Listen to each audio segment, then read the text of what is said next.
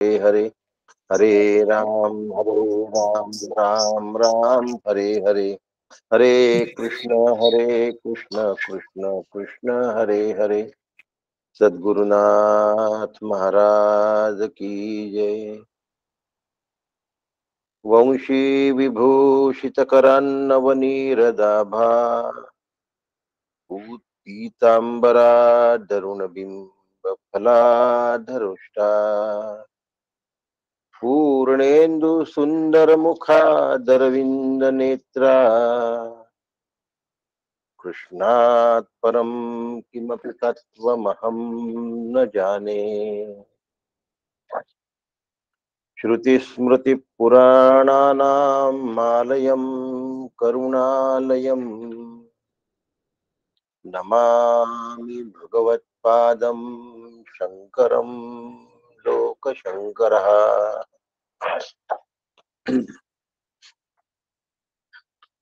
शास्त्रं शारीरक मीमांसा देवस्तु परमेश्वरः आचार्यः शंकराचार्यः सन्तु मे जन्म जन्मनि कृते श्री गणकाचार्य त्रेतायामुद्गलो मुनिः व्यापारे भृगुव्यासौ च कलौ तु शङ्करस्मृतम्। शङ्करः शङ्कराचार्यः सद्गुरुं सर्वसन्निभः सर्वेषां शङ्करः सन्तु सच्चिदानन्दरूपिणः। ज्ञानदं सद्गुरुं शान्तम् अज्ञानारण्यदाहकम् नमामि परमाचार्यम् श्रीमच्छंकरधारिणम्। सद्गुरुनाथ महाराज की जय।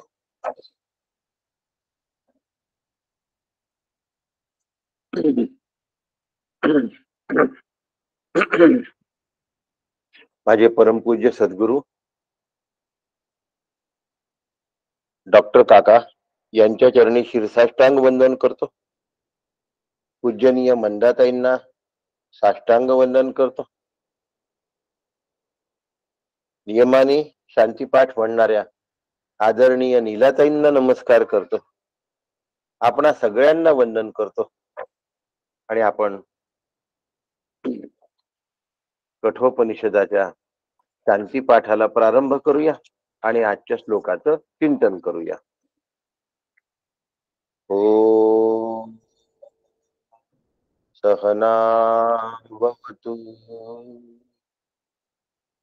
सहनौ भुनक्तु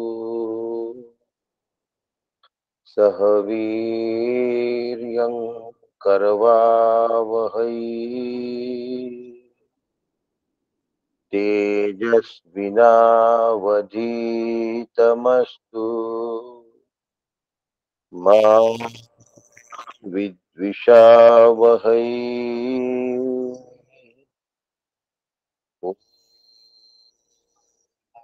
शांति शांति शांति।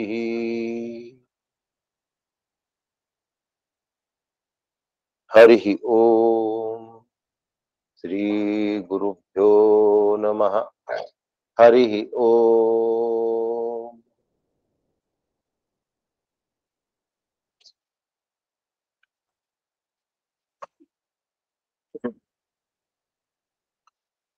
श्लोक क्रमांक 9 सुरू आहे।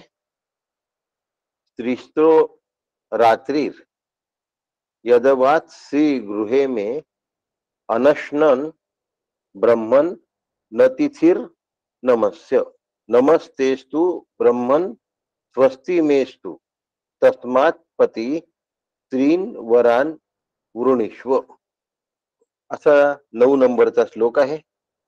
10 नंबरचा आहे यथा पुरस्तात भविता प्रतीत औदालकीरा ऋणीर मत प्रसृष्टः सुखरात्रि शयितः वीतमन्युस्त्वाम दृदृशिवान मृत्युमुखान प्रमुक्तम. एक मधला राहिलाय 10 नंबर. शांत संकल्प सुमना यथा स्या द्वितन म्यून गौतमोन माभिमृत्यो त्वत्प्रवृष्टम माभिवत ते प्रतीत एतत्रयानाम प्रथमम वरम ऋणे.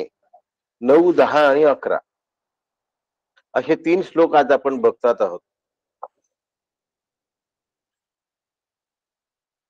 हे ब्राह्मणा, तुला नमस्कार असो.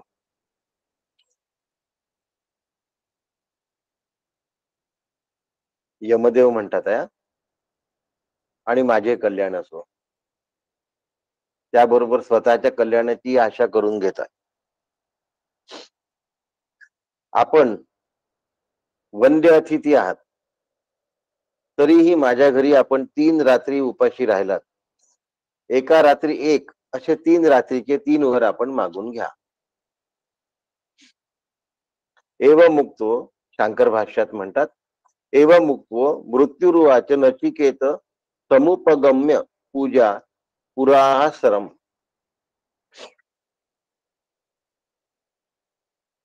पत्नीने सगळं कथन केलं यमदेवांना की हा लहानसा मुलगा इथे आलेला आहे आणि इथे कसा काय आला काही कळून नाही राहिलं. आता पत्नी आणि विद्वान अमात्य म्हणजे मंत्रीगण या सगळ्यांकडून प्रसंगाची नीट अवलोकन करून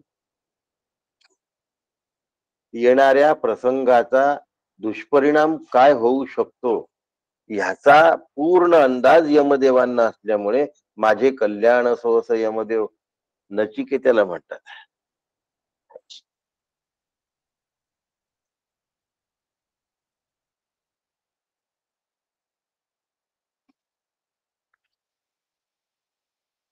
प्रत्यवाय दोष झालाय यमधर्मातून. एक बालक 3 रात्र अन्न पाण्याशिवाय राहतोय. एक बालक 3 रात्र अन्न पाण्याशिवाय राहतोय. तक्रार करत नाही आहे, शांतपणे बसलाय. बालकाच्या चेहऱ्यावर तेज आहे. बालक निश्चयी वृत्तीचा आहे, स्थिर आहे, निग्रही आहे आणि प्रसन्न आहे. याचा अर्थ हा गुणवान आहे. पण माझ्याकडनं प्रत्यवाय दोष घडलेला आहे. प्रत्यवाय दोष म्हणजे काय?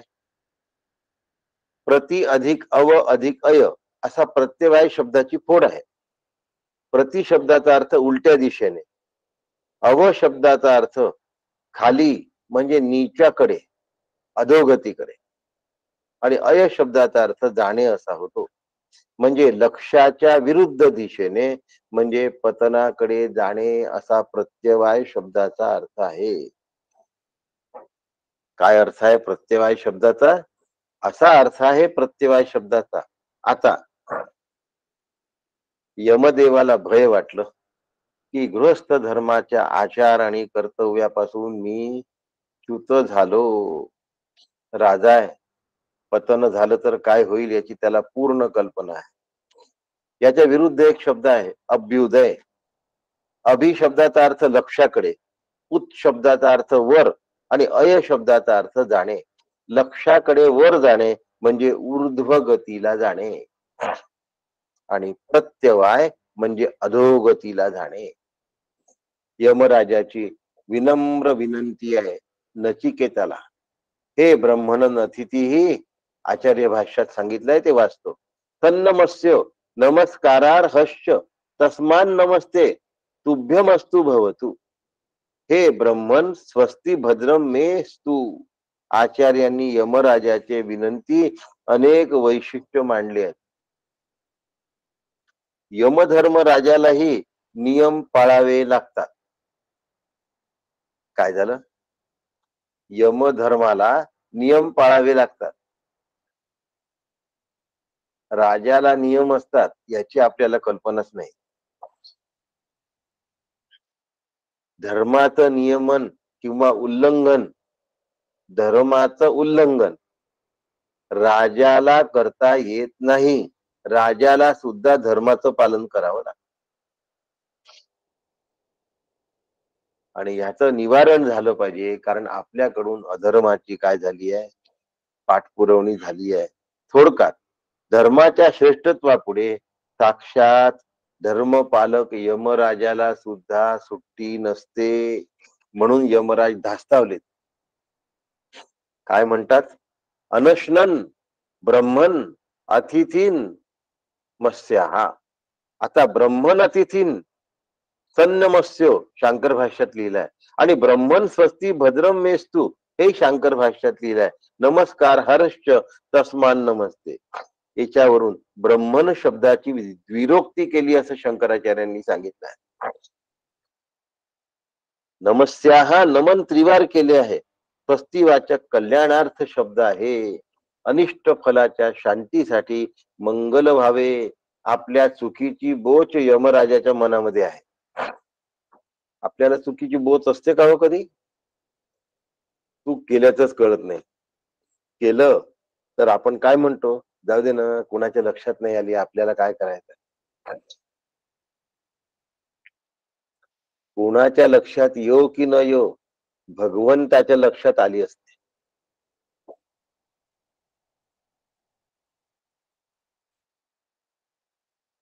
आपण एक ठराव पास केला की असं असं आपण सगळ्यांनी मिळून करायचं. आता तो पास केल्यानंतर जर आपण ते करत नसू आणि जर ते कोणाच्याच लक्षात आलं नाही, तरीही परमेश्वराच्या लक्षात आल्याशिवाय राहिलेलं नाही. आणि म्हणून आपल्या चुकीची बोच आपल्याला लागते आणि त्याचं प्रत्यवाय दोष घडतो. पुन्हा पुन्हा निवारण्यार्थ आम्ही प्रयत्न करतो आणि आम्ही पुन्हा पुन्हा त्याच गर्तेमध्ये फिरत असतो. म्हणून प्रत्यवाय दोषापासून माणसाने नेहमी वाचलो पाहिजे, अधःपतनापासून वाचलं पाहिजे. यमराज हे जाणीव नाही. यमराजा हे जाणीव नाही.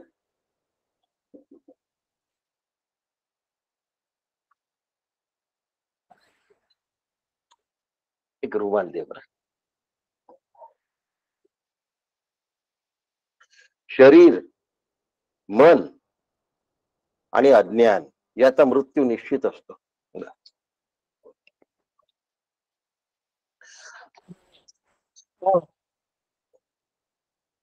शरीराचा मृत्यू निश्चित आहे, मनाचा मृत्यू निश्चित आहे, आणि अज्ञान याला सुद्धा तगणे नाही. ज्ञान आलं की अज्ञानाचं जाणं 100% ठरलेलं आहे. आत्म्याला कधीही मरण नाही. म्हणून नमस्य अतिथी. आता हा अतिथी नमस्कार योग्य आहे. पुष्कळदा काय होतं, अनेकांना नमस्कार करावा लागतो म्हणून माणूस करतो. तो माणूस नमस्कार योग्य असेलच असं नाही, तरीही त्याला नमस्कार करतो. पण नमस्कार करण्यायोग्य अधिकारी जर मिळाले तर फार विरळ काम असतं. त्यांच्या पायी माथं टेकवणं हे आपलं सद्भाग्य असतं. म्हणून भगवंत, आई, वडील आणि श्री गुरु यांच्या पायी मस्तक ठेवणं हे आपल्या जीवनाच्या कृतार्थतेचं लक्षण आहे. म्हणून घरात वडील मंडळी जर असली तर भाग्याचं लक्षण आहे. त्यांना वंदन करण्याची संधी मिळते. आणि दुसरी गोष्ट, गुरुवत गुरुपुत्रेषु साधक भेटले तर एकमेकांना वंदन करावं. गुरुवत गुरुपुत्रेषु, कारण तो गुरुप्रमाणेच असतो. म्हणून गुरुप्रमाणे साधकाला नमस्कार करताना गुरुबंधूला गुरु समजून नमस्कार करावा. श्रेष्ठ. कोणाला काही म्हणायचं आहे? हो हो. आता काय करते? हाय. हा जयंतराव, काही प्रश्न विचारायचा आहे का?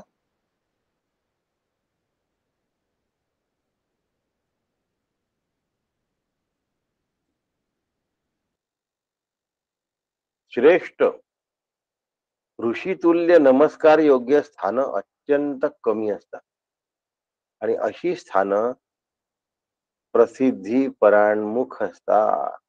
फार समोर येत नाहीत. लाखोच्या संख्येने जाऊ द्या. परंतु श्रेष्ठ स्थान फार कमी असतं. सगळे श्रेष्ठ असतात. पण आपल्या मनामध्ये श्रेष्ठत्वाचा आदर घेऊन प्रवेश करणारे श्रेष्ठ फार थोडे असतात.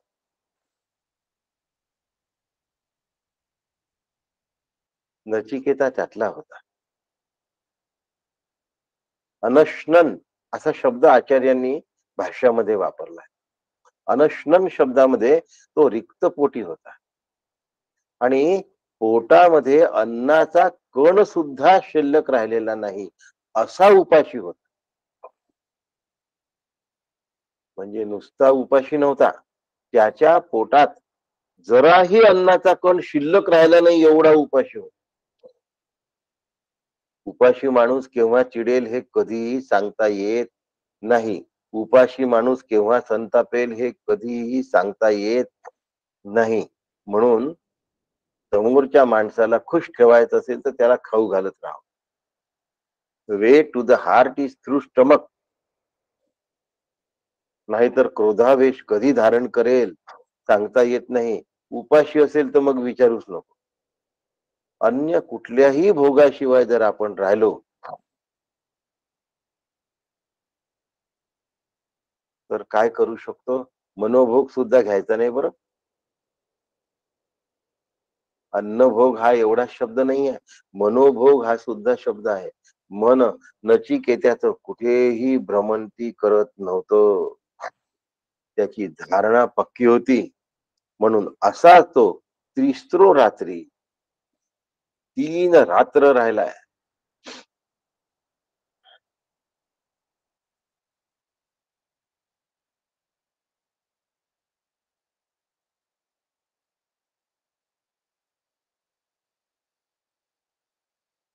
एक रात्रीचा पाहुणा दुसऱ्या रात्री घरी जाणार. पाहुणा किती दिवसाचा? एक रात्रीचा. आपल्याकडे नवरात्र शब्द प्रसिद्ध आहे. आपल्याकडे सप्तरात्र शब्द प्रसिद्ध आहे. 7 दिवसाची. आपल्याकडे पंचरात्र शब्द प्रसिद्ध आहे. हे नवरात्र, सप्तरात्र, पंचरात्र इथे रात्र शब्दच का आले हो? कधी कधी विचार केलाय का? आमच्याकडे देवीचं नवरात्र आहे. आमच्याकडे कृष्णाचं नवरात्र आहे. आता उद्यापासनं रामाचं नवरात्र आहे. आता रामाचं नवरात्र आहे असं का म्हणतात? 9 दिवस आहे असं का नाही म्हणत?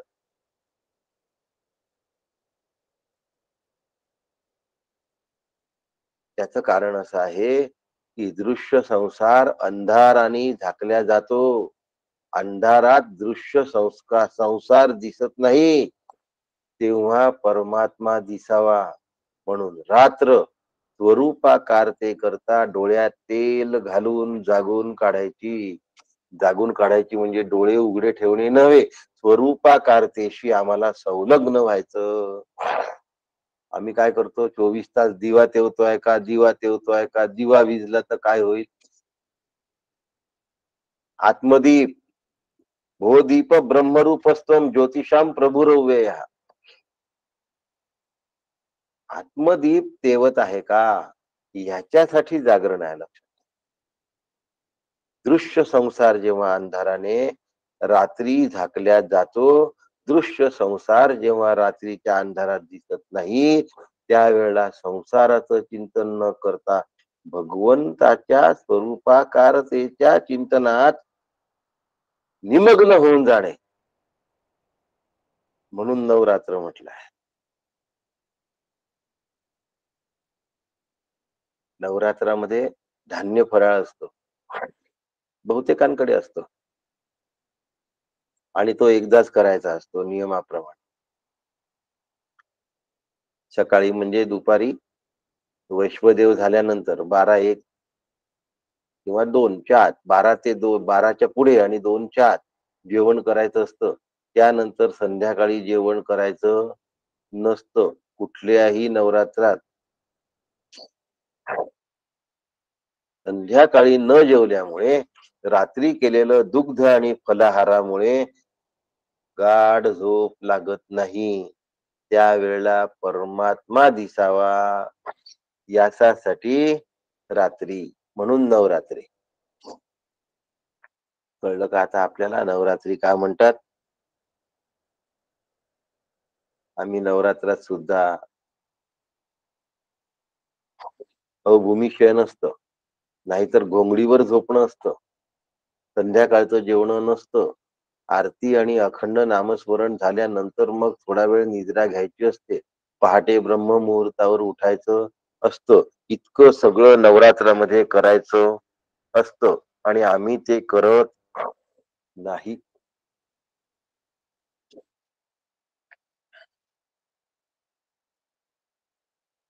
यमदेवाला लक्षात आलं, की नचिकेता रात्री कुठलाही भोग न घेता झोपलेला आहे. म्हणजे मानस भोग सुद्धा त्यांनी घेतलेला नाही.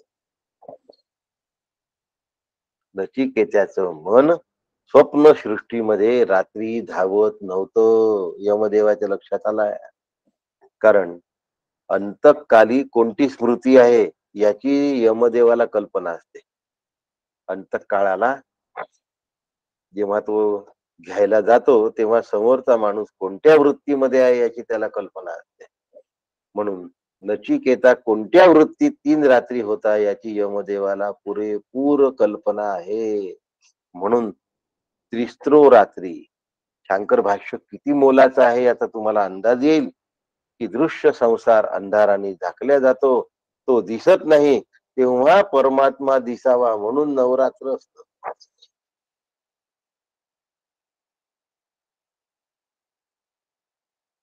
सूर्य उगवला की दृश्य जगत दिसतं.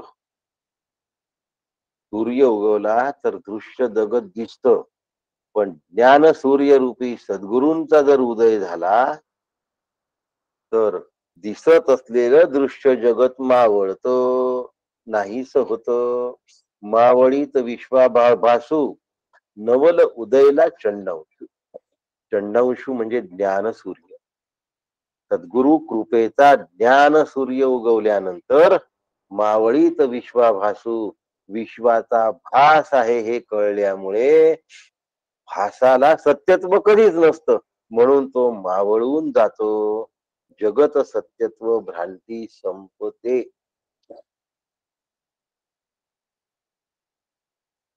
श्री गुरूंना अज्ञानतमा ते भास्करू म्हणतात.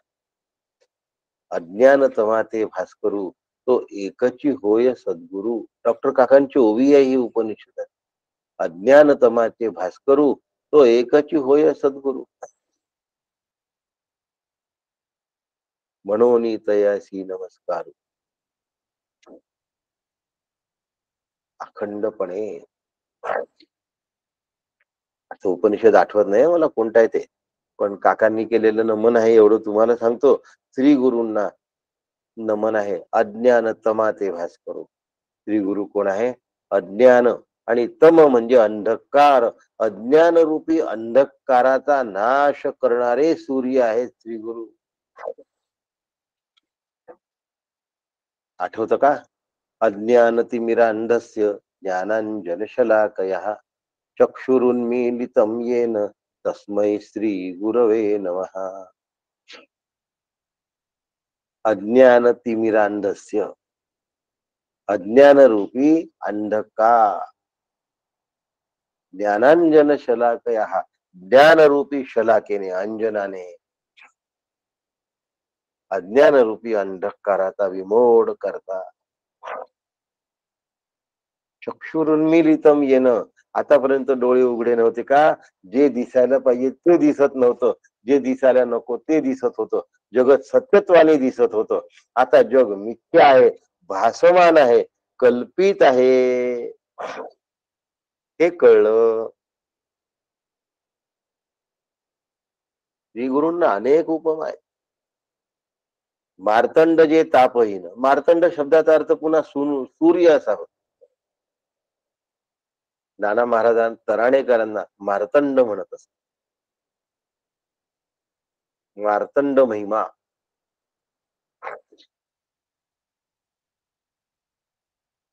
मार्तंड जे तापहीन, माऊली पसायदानात म्हणते, कसे आहेत? अत्यंत प्रखर असे सूर्य आहेत, पण त्याचा ताप नाहीये, त्याचा त्रास नाहीये, ती प्रखरता बोचणारी नाहीये, दिशादर्शक आहे. मार्तंड जे तापहीन. चंद्र कसा आहे? चंद्राचा उजेड आल्हादकारक आहे ना. तसं ज्ञान सूर्य आल्हादकारक आहे. सद्गुरु मार्तंड जे तापहीन, त्यांच्या बरोबर राहिल्याने ताप राहत नाही. ताप कोणते आहेत? आदिभौतिक, आदिदैविक आणि आध्यात्मिक.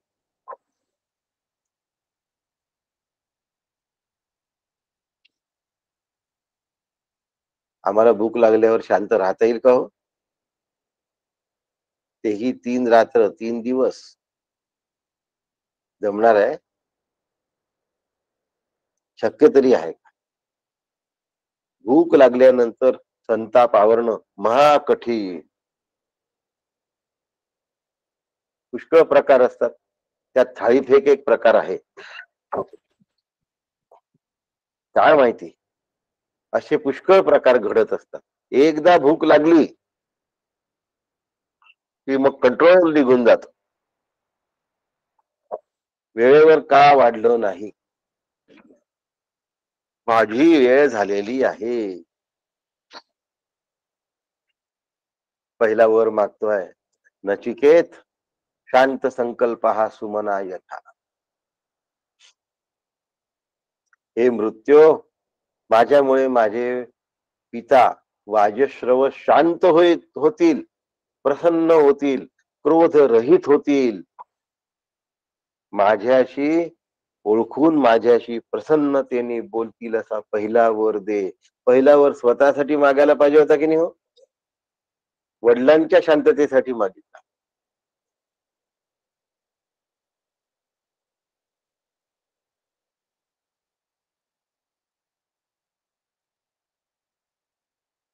मनुष्य स्वभावाची अत्यंत सुंदर जाण आहे नचिकेताला. माणसाची पारख, त्यांचे गुणदोष नचिकेत्याने नीट टिपले आहेत, त्या अनुसरून तो वागतो आहे. कमी जणांना जमतं बरं का. दुसऱ्याच्या स्वभावाचा अंदाज घेऊन आपलं वागणं जमवणं फार कमी लोकांना जमतं. म्हणून मग घरामध्ये काय असतं समजलं सगळ्यांना.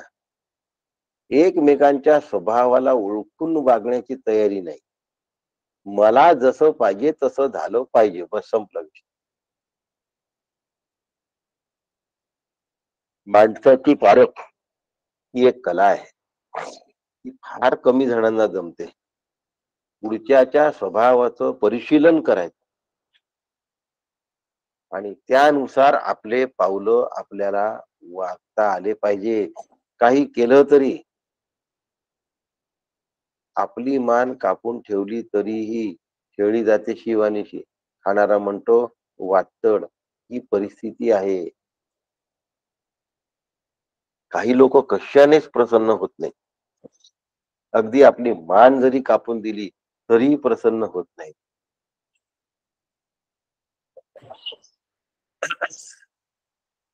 काही माणसं अधून मधून प्रसन्न असतात. जीवनाचा काळ जसा जातोय तसं जात कुंथत काढतात, कुढत काढतात. विषय सुखाची अनुकूलता आली की प्रसन्न, आणि प्रतिकूलता आली की अप्रसन्न.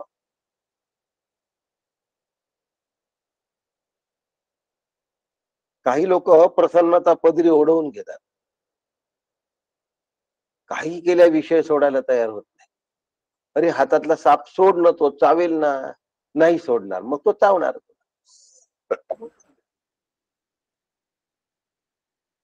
विषय हा विषयुक्त साप आहे.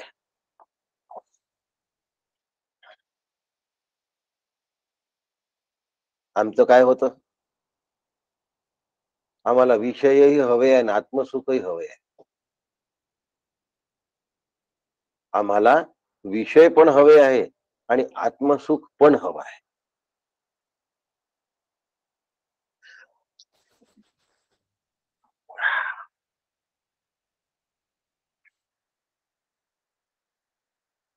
तळ्यात मळ्यात असतो आपण. माझ्या जीवाची स्थिती तळ्यात मळ्यातच असते नेहमी.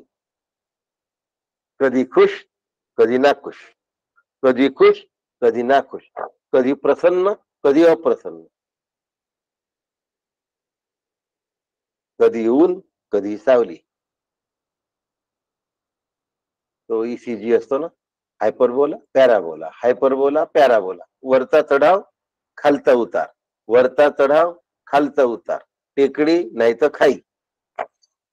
त्यामुळे शाश्वत प्रसन्नता गाठता येत नाही.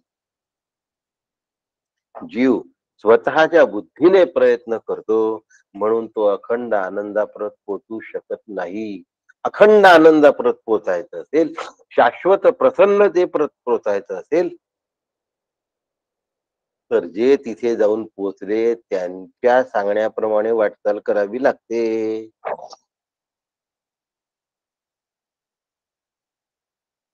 कशामुळेही, कुणामुळेही, केव्हाही आणि कुठेही. काय म्हणतोय मी? कशानेही म्हणजे वस्तूने, कुणामुळे म्हणजे व्यक्तीने, केव्हाही म्हणजे कोणत्या वेळी आणि कुठेही म्हणजे कोणत्या स्थानी. कसल्याही घडामोडी घडल्या तरी प्रसन्नता अक्षुण्ण ठेवणे हा मनुष्याचा प्रथम कर्तव्य आहे.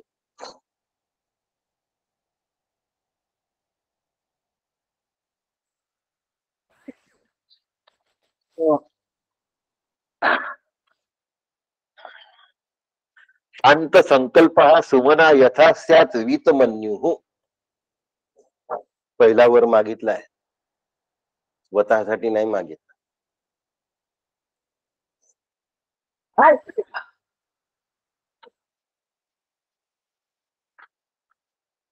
माझ्या सर्दीचं मलाच हसायला येतं.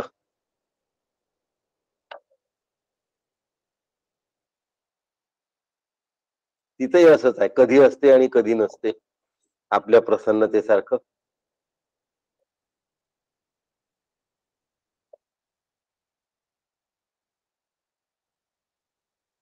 जाऊ द्या, विषयांतर झालाय तर थोडसा विषयांतरच करतो. आपण लहानपणी अष्टचंग खेळलोय. खेळलो की नाही? पहिलं दान देवाला, दुसरं दान धर्माला आणि मग तिसरं आपलं असतं, माहितीये ना? जे खेळले असतील लहानपणी त्यांना चांगलं माहिती आहे आणि आपल्या पिढीतले बहुतेक जण खेळले आहेत. कारण आपल्याकडे आई वडील कधी खेळणी आणून देत नव्हते. मग चिंचेतल्या राहिलेल्या चिंचोका त्या फोडायच्या आणि अष्टचंग खेळायचं. पहिलं दान देवाला, दुसरं दान धर्माला आणि मग तिसरं स्वतःला. तसं नचिकेत्याने पहिला वर तिच्यासाठी मागितला आहे, दुसरा वर प्रगल्भ अंतःकरणामुळे स्वतःसाठी मागितलेला नाही आणि तिसरा वर त्यांनी स्वतःसाठी मागितला आहे.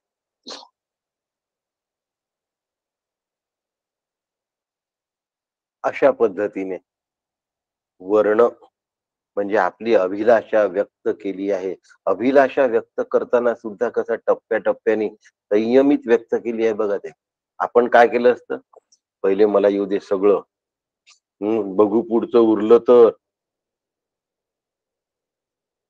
पित्याच्या क्रोधी वृत्तीला जाणून, पित्याच्या स्वभावाची बरोबर जाण ठेवून ते शांत व्हावे असा पहिला वर मागितला. यानंतर घरामध्ये नचिकेत्याला पाहून वडील शांत राहणार आहे, घर शांत राहणार कायमस्वरूपी. कारण यमदेवांनी वर दिलाय, लक्षात ठेवा. शांती कोणी देऊ नाही शकत. श्री गुरूंशिवाय शांती देण्याची कोणाची ताकद नाही. पैसा देतील, अडका देतील, आई वडील पैसा अडका देऊन देतील, पण शांती फक्त श्री गुरुच देऊ शकतात.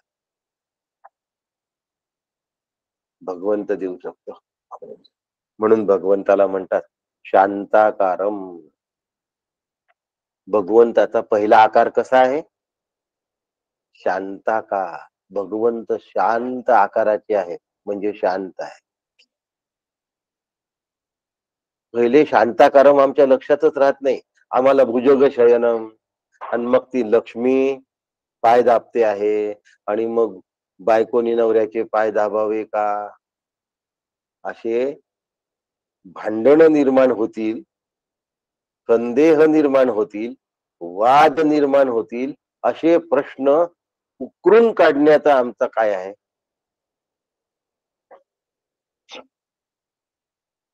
पहिले भगवंत शांताकार आहेत, आणि मग भुजग शयनम, मग त्यांचं सगुण रूपाचं वर्णन. शांताकार भगवंत आम्ही विसरून जातो. म्हणून शांकर भाष्यात म्हटलंय शांत संकल्प उपशांत. जीवा ब्रह्मत्व आहे, संकल्पलोपी. नचिकेता 3 रात्री राहिला, पण 3 रात्री त्यांनी अन्न तर खाल्लं नाही, पण मनोभोगही नाही घेतला. जीवा ब्रह्मत्व आहे, संकल्पलोपी. मन नुसतं शांत होऊन चालणार नाही, ते सुमन असणं गरजेचं आहे. त्यांच्या आज्ञेने गेलो म्हणून वैफल्यग्रस्तातून बाहेर निघालो, म्हणून सुमन्न प्रसन्न मन. म्हणून भाष्यामध्ये शब्द वापरला आहे वीतमन्यु. काय शब्द वापरला आहे? वीतमन्यु.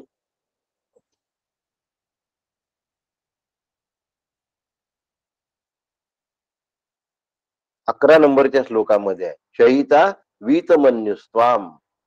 वीतमन्यु, वीत शब्द म्हणजे गेलेला. मन्यू शब्दाचा अर्थ क्रोध असा होतो. ज्याचा क्रोध गेलेला आहे त्याला वीतमन्यू असं म्हणतात.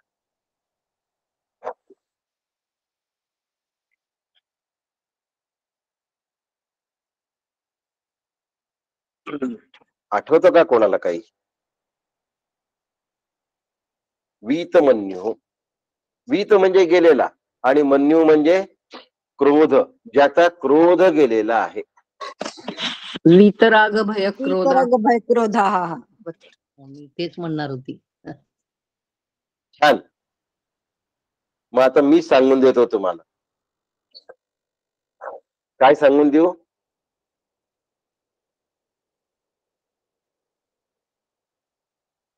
दोघी जणींनी सांगितलंय वीत राग भय क्रोध. हा सांगा बरं कोणत्या अध्यायात कोणत्या अर्थाने हा म्हटलेला आहे?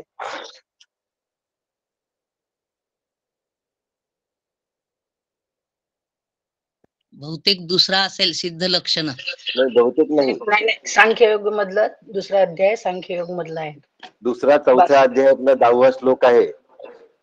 एक आहे वीत राग भय क्रोध स्थितधीर मुनिरुच्यते. हा स्थितप्रज्ञाचं लक्षण आहे.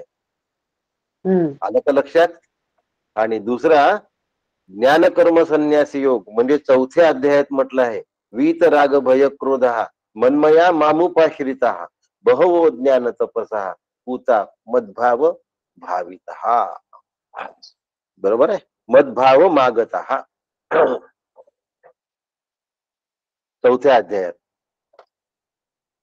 आता वीत शब्दाचा अर्थ गेलेला असा होतो, आणि वीत राग भय क्रोध मन्मया मामुपाश्रित. त्यानंतर उपासना खरी सुरू होते. आमचं काय असतं? आमच्या जवळचा संताप घेऊन, आमच्या जवळ असलेलं भय घेऊन, आमच्या जवळ असलेला आसक्ती ठेवून आम्ही साधना करतो. देवा हे मिळू दे, ते मिळू दे, ते मिळू दे. आता वीत राग झालं का मग? राग शब्दाचा अर्थ आसक्ती असा होतो. वीत शब्दाचा अर्थ गेलेला असा. एवढे मार्क्स माझ्या मुलाला नातवाला मिळाले पाहिजे, अशी अशी ऍडमिशन मिळाली पाहिजे, लॉटरी लागली पाहिजे, तब्येत चांगली झाली पाहिजे. मग वीत झालं का हे राग? भय काही कर बा, मृत्यू येऊ देऊ नको. काही कर बाबा, पैसा जाऊ देऊ नको. काही कर बाबा, माझी प्रसिद्धी कीर्ती अशीच्या अशीच ठेव. वीत भय झालं का?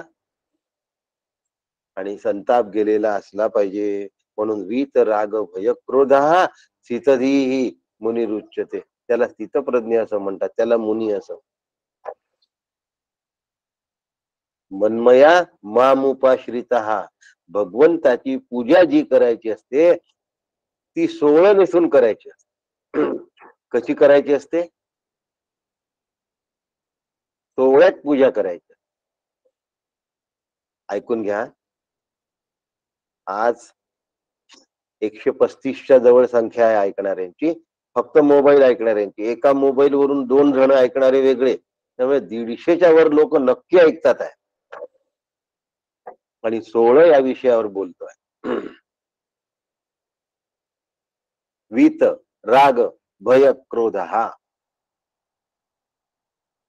आसक्ती, भय आणि क्रोध ह्या विटाळणाऱ्या वस्तू आहेत जीवाला. आणि ह्या वस्तूंना जो बाजूला टाकतो त्यांनी सोहळं नेसलं नसतं. आसक्ती, भय आणि क्रोध यांना ज्यांनी बाहेर काढलं त्यांनी सोहळं नेसलाय. लक्षात.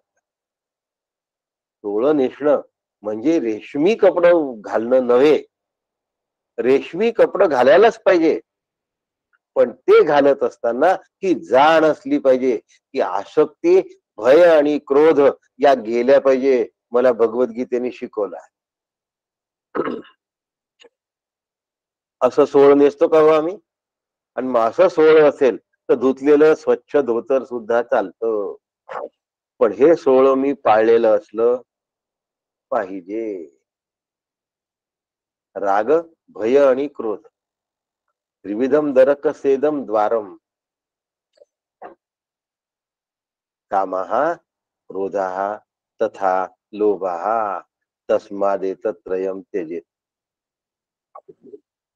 या गोष्टी काढून टाकल्या तर आम्ही सोहळ्यात आहोत. लक्षात. ह्या गोष्टी जर असतील तर आम्ही ओळ्यात आहोत. रेशमी वस्त्र नेसून सुद्धा आम्ही ओळ्यामध्ये आहोत. लक्षात ठेवा. आणि नाही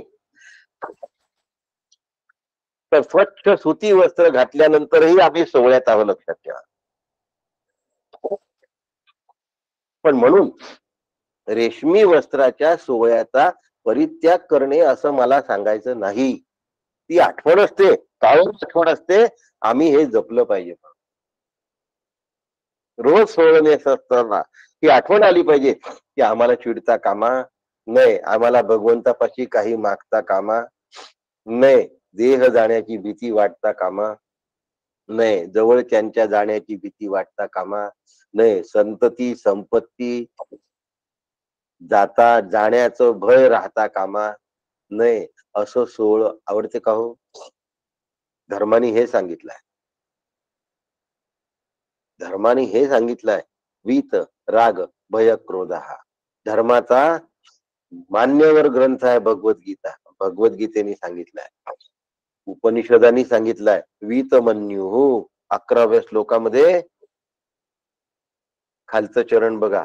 वीतमन्युस्त्वाम, तू कसा आहेस? तू वीतमन्यू आहेस. यमदेव म्हणतात. तू मनाहा प्रसन्न मनाश्च, आचार्य म्हणतात. वीतमन्यू.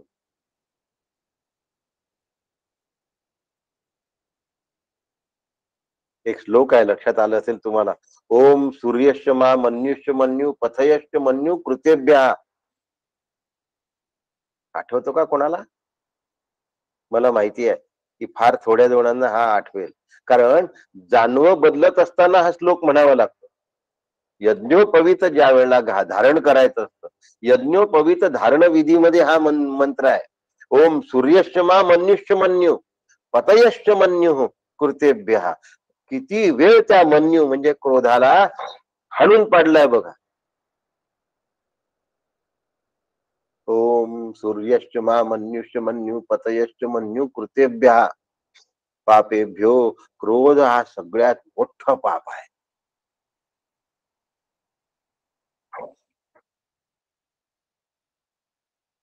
लहान मुलाला मृत्यूच्या जबड्यामध्ये देऊन टाकण्या इतका क्रोध आलाय.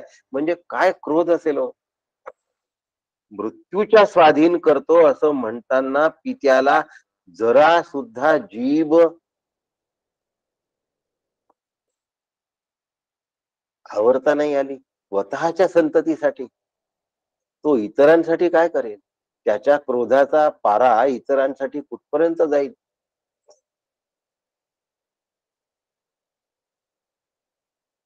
पित्याच्या अंतःकरण शांतीसाठी पहिला वर मागितलाय हो. स्वच्छ अंतःकरणाचा आहे नचिकेता. ही चिंता मुळी न राहो, तो व्यथा भार ना साहो. तो शांत संकल्प होवो पहिल्या वराने. 59वी ओवी आहे काकांची.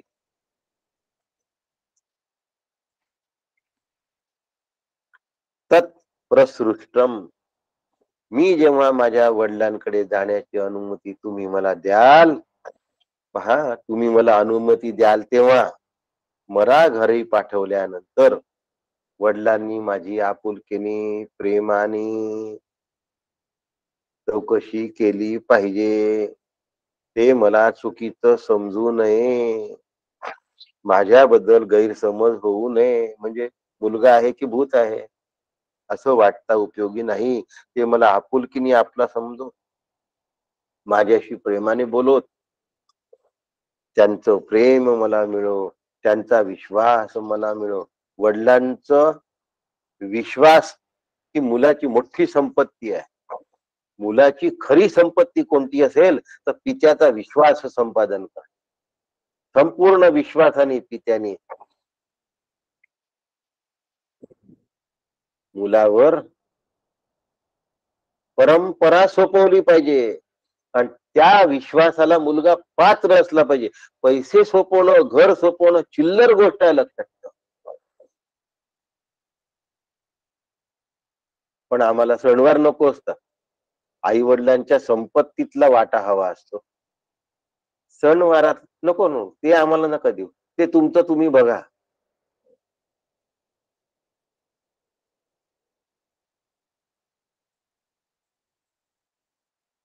वडिलांचा विश्वास संपादन केला पाहिजे. आणि तोही संपत्ती करता नव्हे, परंपरा सांभाळण्याकरता.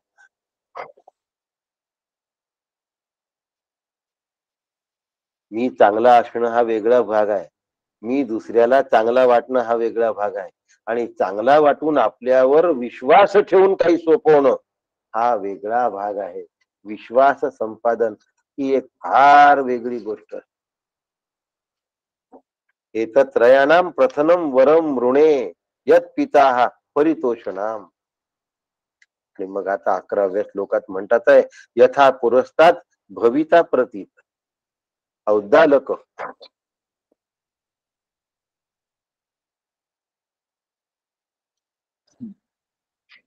पूर्वी माझे पित्याचा तुझ्यावर पूर्ण विश्वास होता, तेवढाच आता पण राहो. त्यांचा प्रेम आणि जिव्हाळा मला पुन्हा पुन्हा प्राप्त हो.